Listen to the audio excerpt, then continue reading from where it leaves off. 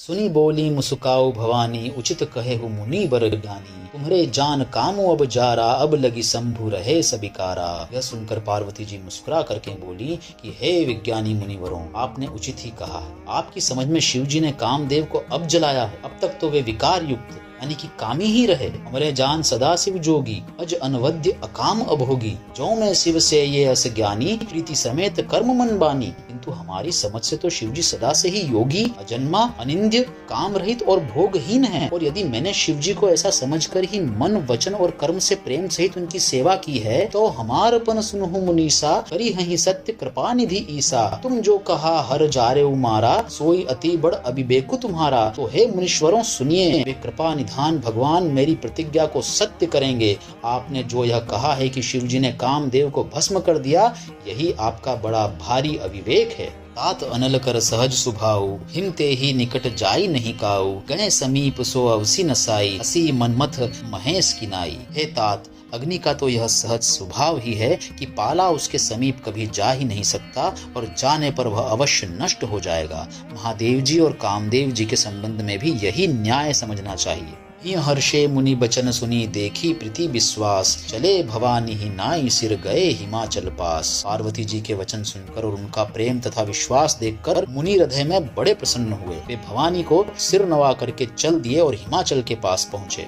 सबु प्रसंगु गिरिपति ही सुनावा, मदन दहन सुनी अति दुख पावा। बहुरी कहेउ रति कर बरदाना, सुनी हिमवंत बहुत सुख माना। उन्होंने पर्वतराज हिमाचल को सब हाल सुनाया। कामदेव का भस्म होना सुनकर हिमाचल बहुत दुखी हुए। फिर मुनियों ने रति के वरदान की बात कही, उसे सुनकर हिमवान ने बहुत सुख माना। हृदयम विचारी शंभु प्रभुताई, सादर मुनि बर लिए बोलाई। सुदिनु सुनु खतु सुघरी सोचाई, बेगी वेद विधि लगन धराई। शिव जी के प्रभाव को मन में विचार कर हिमाचल ने श्रेष्ठ मुनियों को आदर पूर्वक बुला लिया और उनसे शुभ दिन, शुभ नक्षत्र और शुभ घड़ी शोधवा कर वेद की विधि के अनुसार शीघ्र ही लग्न निश्चय करवा कर लिखवा लिया।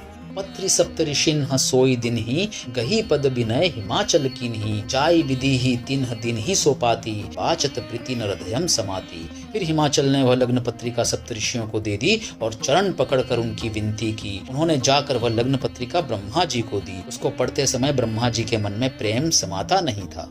लगन बाची अज सबहि सुनाई, हर्षे मुनि सब सुर समुदाई। सुमन ब्रशी नभ बाजन बाजे, मंगल कलश दसहु दिशि साजे। ब्रह्मा जी ने लग्न पढ़कर सबको सुनाया। उसे सुनकर सब मुनि और देवताओं का सारा समाज हर्षित हो गया। आकाश से फूलों की वर्षा होने लगी, बाजे बजने लगे और दसों दिशाओं में मंगल कलश सजा दिए गए।